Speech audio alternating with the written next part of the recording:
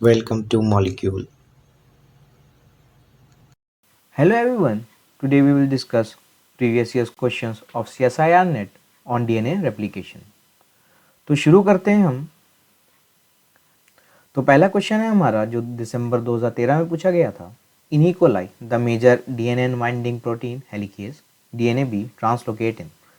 अब E coli हमारा prokaryote है और प्रोकैरियोट में जो हेलिकेज होता है वो along the lagging strand move करता है। तो इसमें हम तीसरा और चौथा ऑप्शन तो हमारा पहले ही इनकरेक्ट हो गया, तो बचा पहला या दूसरा। तो अब हमें देखना है कि लैगिंग स्ट्रैंड जो होता है उसकी पोलैरिटी क्या होती है। उसकी पोलैरिटी होती है 5 प्राइम टू 3 प्राइम। तो इसका आंसर क्या होगा? इसका आंसर होगा फर्स्ट। तो आप यहाँ पे देख सकते हैं कि यहाँ पे जो डीएनए हेलिकेज है वो 5 प्राइम टू 3 प्राइम पोलैरिटी पे मूव कर रहा है अलोंग द लैगिंग स्ट्रैंड। तो इसका आंसर क्या हो गया? फर्स्ट। नेक्स्ट है हमारा दिसंबर 2013 में पूछा गया था। इन bacteria chromosomal DNA replication stops at. अब ये पूछ रहे हैं कि डीएनए रेप्लिकेशन जो बैक्टीरिया में होता है वो कहाँ पे स्टॉप होता है। तो पहला ऑप्शन है इनका वन स्पेसिफिक लोकस। तो ये करेक्ट है। एक स्पेसिफिक लोकस होता है जिस पे वो टर्मिनेट होता है। तो आप यहाँ पे देख सकते हैं कि ये ओरिजिन था, उसके 180 डिग्री पे यहाँ पे टर्मिनस था जो टर सीक्वेंस कहलाता है, और यहीं पे टर्मिनेट होता है आपका डीएनए रेप्लिकेशन। तो इसका आंसर क्या हो गया? फर्स्ट। नेक्स्ट है हमारा जो जून 2013 में पूछा गया था। Origin of replication usually contains. अब जो ओरिजिन ऑफ रेप्लिकेशन होता है उसमें क्या होता है? उसमें 80 रिच सीक्वेंसेस होते हैं। तो इसका ऑप्शन नंबर 4 जो है वो करेक्ट है। क्यों? इसमें एडेनिन और थाइमीन रिच सीक्वेंसेस होते हैं जहाँ से डीएनए रेप्लिकेशन स्टार्ट होता है। तो इसका आंसर है आंसर 4। नेक्स्ट है हमारा क्वेश्चन नंबर 4 जो दिसंबर 2012 में पूछा गया था। During DNA replication events at the replication form require different types of enzymes having specialised function except. अब ये कह रहे हैं कि इनमें से कौन सा एंजाइम ऐसा है जो डीएनए रेप्लिकेशन में इस्तेमाल नहीं होता। तो पहला देख लेते हैं जो डीएनए पॉलीमरेज 3 है, तो ये तो मेजर एंजाइम है, ये यूज़ होता है। नेक्स्ट है हमारा डीएनए गायरेज जो टोपो आइसोमरेज 2 है बैक्टीरिया में, तो ये भी यूज़ होता है जो सुपर क्वेलिंग हटाता है। नेक्स्ट है हमारा डीएनए लाइगेज। डीएनए लाइगेज भी इस्तेमाल होता है ओकाज़ाकी फ्रेगमेंट के मैचुरेशन में। नेक्स्ट है हमारा डीएनए ग्लाइकोसाइलेज। ये नहीं इस्तेमाल होता, ये डीएनए डैमेज रिपेयर में इस्तेमाल होता है इसका डीएनए ग्लाइकोसाइलेज का। तो हमारा ऑप्शन नंबर 4 करेक्ट है। नेक्स्ट क्वेश्चन है हमारा जो जून 2014 में पूछा गया था। In semi conservative mode of DNA replication two parental strands unwind and are used for synthesis of new strands. Following the rule of complementary base pairing, synthesis of complementary strands require the DNA synthesis proceeds in opposite direction, while the double helix is progressively unwinding and replicating in only one direction. One of the DNA strand is continuously synthesized in the same direction as the advancing replication fork and is called leading strand, whereas the other strand is synthesized discontinuously in segments and is referred to as lagging strand. These short fragments made discontinuously are labeled as Okazaki fragments. These Okazaki fragments need to be matured into continuous DNA strand by which one of the following combination of enzymes.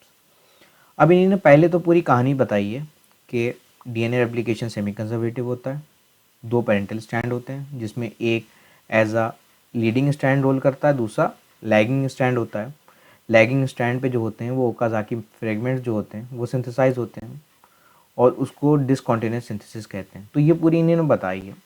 अब ये कह रहे हैं कि जो short fragments होते हैं जो डिसकॉन्टिन्यूस होते हैं ओकाज़ाकी फ्रेगमेंट्स, उनको मैच्योर करके कॉन्टिन्यूस डीएनए स्ट्रैंड में कौन से एंजाइम्स का रोल होता है। तो इसमें एंजाइम्स देख लेते हैं इन्हें कौन कौन से दिए हैं। पहला है DNA polymerase 3 and DNA ligase. नहीं, पॉलीमरेज 3 नहीं इस्तेमाल होता है। नेक्स्ट है हमारा DNA polymerase 1 and DNA ligase. तो ये करेक्ट है। डीएनए पॉलीमरेज 1 जो होता है वो मैचुरेशन में मदद करता है ओकाज़ाकी फ्रेगमेंट्स के। नेक्स्ट है हमारा डीएनए पॉलीमरेज 2। तो ये भी रॉन्ग है और लास्ट वाला भी रॉन्ग है क्योंकि डीएनए गायरेज जो होता है वो सुपर कॉइलिंग हटाता है। तो इसका आंसर हो गया second, DNA polymerase 1 and DNA ligase. Next question है हमारा क्वेश्चन नंबर 6 जो दिसंबर 2013 में पूछा गया था। The following statements were made about bacterial DNA gyrase which introduces negative super coiling in DNA. अब कुछ स्टेटमेंट दिए इन्होंने, पहली देखते हैं।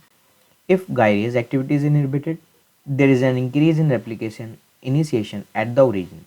तो अगर गायरेज को ही हम इनहिबिट कर देंगे तो वहाँ पे इंक्रीज नहीं होगा बल्कि डिक्रीज होगा, तो ये वाली रॉन्ग है। अब आप देख सकते हैं कि सेकेंड जो स्टेटमेंट है वो उसकी कंट्राडिक्टरी है, तो ये करेक्ट है। क्यों? क्योंकि अगर गायरेज की एक्टिविटी इनहिबिट कर देंगे तो डिक्रीज हो जाएगा रेप्लिकेशन इनिशिएशन में। क्यों? क्योंकि वहाँ पे पॉजिटिव सुपर कॉइलिंग हो जाएगी। थर्ड है हमारा gyrase are usually ATP dependent. ये करेक्ट है, एटीपी डिपेंडेंट होते हैं, एटीपी की ज़रूरत होती है उनको। अगला स्टेटमेंट है हमारा when gyrase introduces negative supercoils it decreases the linking number of DNA loop by 2। तो ये भी करेक्ट है। क्यों करेक्ट है? क्योंकि वो नेगेटिव सुपरकॉइल्स पहले से रख देता है जिससे आगे रिलैक्सेशन होता है और डीएनए रेप्लिकेशन नेगेटिवली इफेक्ट नहीं होता है, तो ये भी करेक्ट है। अब ये कह रहे हैं which of the following above statement are not true. अब ट्रू इसमें से कौन सी नहीं है? हमने देखा कि पहली स्टेटमेंट रॉन्ग है, तो इसका आंसर हो जाएगा फोर्थ। तो इसका आंसर क्या है? फोर्थ। नेक्स्ट क्वेश्चन हमारा जो जून 2015 में पूछा गया था। Copying errors occurring during replication are corrected by the proof reading activity of DNA polymerases that recognise incorrect bases. तो सबसे पहली चीज़ ये जाने हम कि इसमें जो रेप्लिकेशन होता है वो किस डायरेक्शन में होता है। वो 5 प्राइम टू 3 प्राइम होता है, क्योंकि 3 प्राइम जो होता है वो फ्री एंड होता है। तो अब अगर इसमें देखें तो हम पहला ऑप्शन पहले ही इनकरेक्ट है और चौथा भी इनकरेक्ट है, क्योंकि यहाँ पे 5 प्राइम एंड दिए हुए हैं। दूसरी चीज़ कह रहे हैं कि प्रूफ रीडिंग एक्टिविटी जो होती है, अगर रेप्लिकेशन हो रहा है 5 प्राइम टू 3 प्राइम, तो उसकी जो प्रूफ रीडिंग एक्टिविटी होगी वो 3 प्राइम टू 5 प्राइम होगी। तो इसका ऑप्शन जो होगा वो 3 होगा और सेकंड इनकरेक्ट है, तो इसका ऑप्शन जो है वो 3 करेक्ट है, तो इसका आंसर हो गया थर्ड। नेक्स्ट है हमारा जो दिसंबर 2015 में पूछा गया था। In eukaryotic replication helicase loading occurs at all replicators during. अब हेलिकेज लोडिंग कौन से फेज में होती है? तो मैं आपको बता दूं कि G1 फेज में हेलिकेज लोडिंग होती है और S फेज में जहाँ पे डीएनए रेप्लिकेशन एक्चुअली होता है वहाँ पे हेलिकेज की एक्टिवेशन होता है, जिससे कि आगे डीएनए रेप्लिकेशन प्रोसेस प्रोसीड होता है। तो यहाँ पे जो इसका आंसर है वो आंसर है सेकंड, तो आंसर 2 इज करेक्ट। नेक्स्ट है हमारा जून 2019 में पूछा गया था। For E coli chromosomal DNA replication which one of the following statement is true.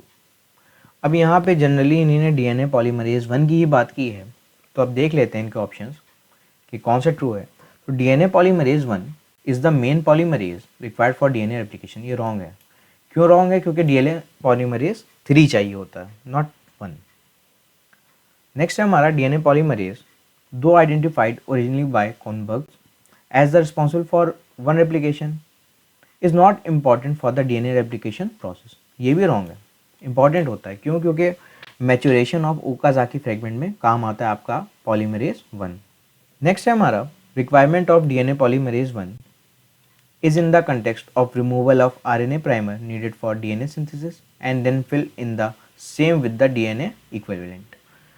तो ये करेक्ट है, क्योंकि जब RNA रिमूव होता है तो उस वहाँ पे DNA का सिंथेसिस जो होता है वो DNA पॉलीमरेज 1 ही कराता है। नेक्स्ट है हमारा DNA polymerase 1 is the primary enzyme for air-prone DNA synthesis in response to SOS। तो ये भी रॉन्ग है। क्यों? क्योंकि डीएनए पॉलीमरेज 1 वहाँ पे काम नहीं करता, वहाँ पे करते हैं DNA polymerase 4th and 5th। तो इसका ऑप्शन आपका थर्ड करेक्ट है, तो इसका आंसर हो गया थर्ड। नेक्स्ट क्वेश्चन है हमारा क्वेश्चन नंबर 10 जो जून 2017 में पूछा गया था। In eukaryotic replication priming of DNA synthesis and removal of RNA primer is catalysed by. तो यूकैरियोट्स में जो प्राइमर सिंथेसिस कराता है वो होता है हमारा डीएनए पॉलीमरेज अल्फा। तो थर्ड और फोर्थ तो पहले ही रॉन्ग हो गए। अब बचा दूसरा स्टेटमेंट कि removal of RNA primer. RNA primer का रिमूवल जो होता है वो फिनमैन कराता है, तो उसका करेक्ट ऑप्शन कौन सा हो गया? सेकंड। तो इसका आंसर कौन सा हो गया? सेकंड। तो आज हमने प्रीवियस ईयर्स क्वेश्चंस डिस्कस किए जो रेप्लिकेशन पे आए थे। Thank you. Please like, share and subscribe.